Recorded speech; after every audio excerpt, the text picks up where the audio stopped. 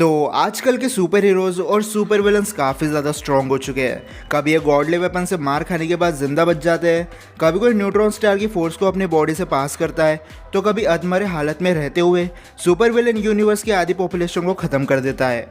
और इन्हीं चीज़ों को देखकर आज हम बात करने वाले हैं सुपर हीरो यूनिवर्स के मोस्ट ड्यूरेबल कैरेक्टर्स के बारे में। अब इससे पहले कि हम और आगे बढ़े, मैं आपको आज के स्पॉन्सर 1xBet के बारे में बताना चाहूँगा। 1xBet एक बेटिंग साइट और ऐप है जहाँ पर बहुत सारे गेम्स है, जैसे फुटबॉल, बास्केटबॉल, फार्मूला 1 और ऐसे बहुत सारे डिफरेंट कैटेगरी के गेम्स, जहाँ पर आप कुछ पैसे इन्वेस्ट करके बेट लगा सकते हो और यहाँ से अच्छे खासे पैसे कमा सकते हो।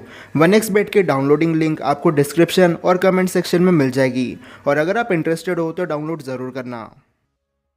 इस लिस्ट को हमने कुछ सिचुएशन के बेस पर बनाया है, जैसे वो स्पेसिफिक कैरेक्टर कौन से रेस से बिलोंग करता है, उसकी ड्यूरेबिलिटी फीट्स क्या है, और उसकी रॉ पावर मतलब उसकी खुद की फिजिकल और मिस्टिकल पावर किस लेवल की है। ऑफ कोर्स इस लिस्ट में कोई सुपर हीरो नहीं है, क्योंकि एट द एंड मूवीज़ में अगर कोई सुपर हीरो से ज़्यादा ड्यूरेबल होता है तो वो होता है सुपर विलन, और कभी कभी एंटी सुपर विलन्स भी। तो अब शुरू करते हैं। Number 7, Thanos. अब थैनोस इटर्नल रेस से बिलोंग करता है। मार्वल सिनेमैटिक यूनिवर्स में तो हमें कभी थैनोस का बचपन देखने नहीं मिला, लेकिन थैनोस अपने आप में काफ़ी ज़्यादा टफ गाय था, क्योंकि थैनोस ने बिना किसी प्रॉब्लम के हल्क के पंचेस को खा लिए थे। और ये वही हल्क है जिसने एक लेवाथन को नॉकआउट कर दिया था सिर्फ एक पंच में।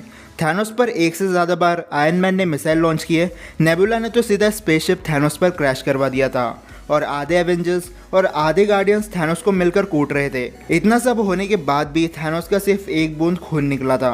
थैनोस काफ़ी इजीली पावर स्टोन को अपने हाथ में पकड़ सकता है, और थैनोस ने 2 बार गॉन्टलेट से स्नैप किया था, जिसकी वजह से वो अधमरा तो हो गया था, लेकिन तब भी वो इतना पावरफुल था कि कैप्टन मार्वल को ओवर आउट कर दे।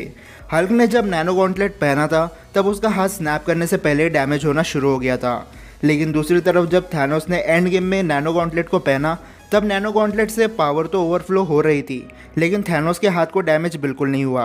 और इन्फिनिटी वॉर में थॉर ने थैनोस के चेस्ट में लगभग आधा स्ट्रोम ब्रेकर घुसा दिया था, लेकिन फिर भी उसमें काफ़ी ज़्यादा जान बची हुई थी, स्नैप करने तक तो थी ही। नंबर 6, हेला। अब सबसे पहले तो हेला एक एसगार्डियन है, और क्योंकि वो गॉडेस ऑफ डेथ है इसलिए हेला को फिजिकल डैमेज देना लगभग इम्पॉसिबल है, और क्योंकि हेला को अपनी पावर एसगार्ड से मिलती है इसलिए वो वर्चुअली इमॉर्टल है।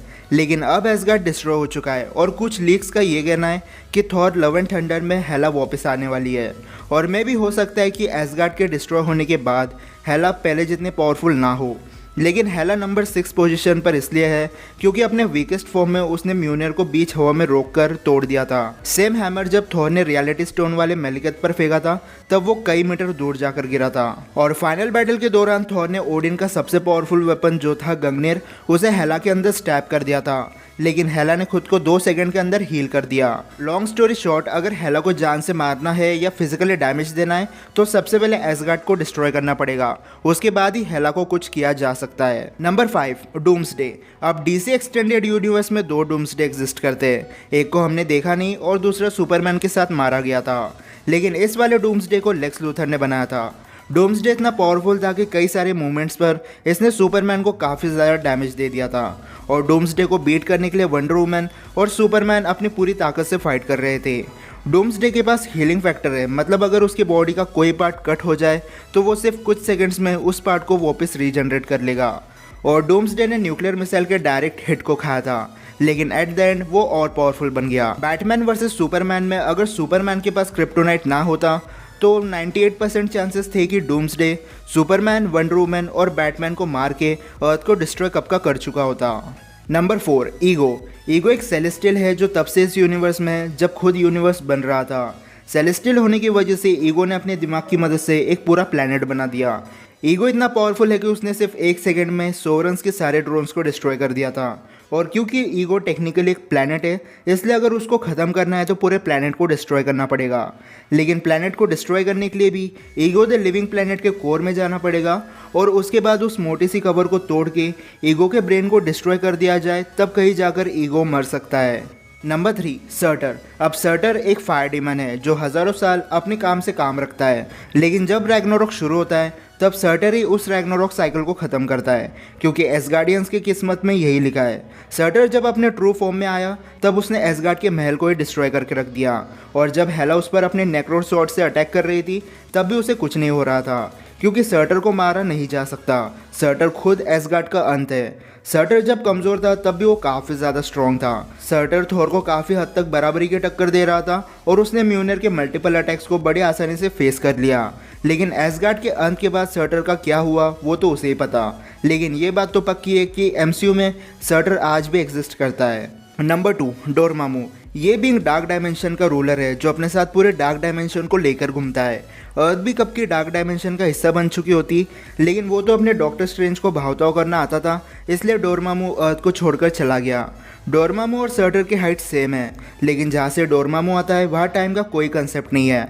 और क्योंकि डोरमामू एक टाइमलेस बीइंग है, इसलिए टेक्निकली वो इमॉर्टल है। डॉक्टर स्ट्रेंज ने डोरमामू पर कोई स्पेल कास्ट नहीं किया, इसलिए हमें एग्जैक्टली नहीं पता कि स्पेल्स डोरमामू पर काम करते हैं या नहीं। लेकिन एंशिएंट वन के हिसाब से टाइम स्टोन उनका सबसे पावरफुल हथियार है और उसके बिना डोरमामू को बीट करना नेक्स्ट टू इम्पॉसिबल है। और इस स्टेटमेंट से हम सोच सकते हैं कि जिस बीइंग को बीट करने के लिए टाइम स्टोन की ज़रूरत पड़ती है उसे फिजिकली डैमेज देना काफ़ी दूर की बात है। Number 1, Galactus. अब अगर आपने मार्वल कॉमिक्स पढ़ी है तो आपको पता होगा कि गैलेक्टस कौन है। स्टार्टिंग में तो गैलेक्टस काफ़ी ज़्यादा पावरफुल हुआ करता था, लेकिन टाइम के साथ मार्वल ने गैलेक्टस को काफ़ी ज़्यादा मिसयूज़ करना शुरू कर दिया।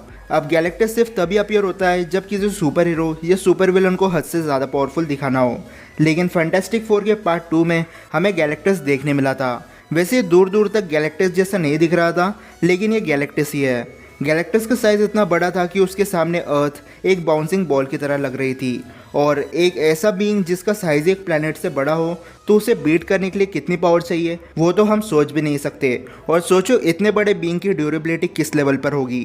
गैलेक्टस की ड्यूरेबिलिटी इतनी ज़्यादा हाई लेवल पर है कि न्यूक्लियर वेपन्स उसके सामने फेल हो जाएंगे। और मुझे नहीं पता कि म्यूनर गैलेक्टस को मार पाएगा या नहीं, लेकिन एमसीयू में जो म्यूनर है वो इतना भी पावरफुल नहीं है कि इतने बड़े बीइंग को बीट कर दे। और इसीलिए आज की लिस्ट में गैलेक्टस ही सुपर हीरो सिनेमैटिक यूनिवर्स का सबसे पावरफुल और मोस्ट ड्यूरेबल कैरेक्टर है। तो ये थे top 7 most durable characters super hero cinematic universe में। अब अगर आपको ऐसा लगता है कि कोई ड्यूरेबल कैरेक्टर है जिसे हमने इस लिस्ट में ऐड नहीं किया है तो आप मुझे कमेंट सेक्शन में ज़रूर बताना। और अब अगर आपको वीडियो पसंद आई होगी तो इस वीडियो को लाइक और शेयर करना भी बिल्कुल मत भूलना और चैनल को सब्सक्राइब कर देना इसी वीडियो देखने के लिए। तो फिलहाल के लिए इतना ही, मैं मिलता हूँ आपसे अगले वीडियो में, तब तक गुड बाय।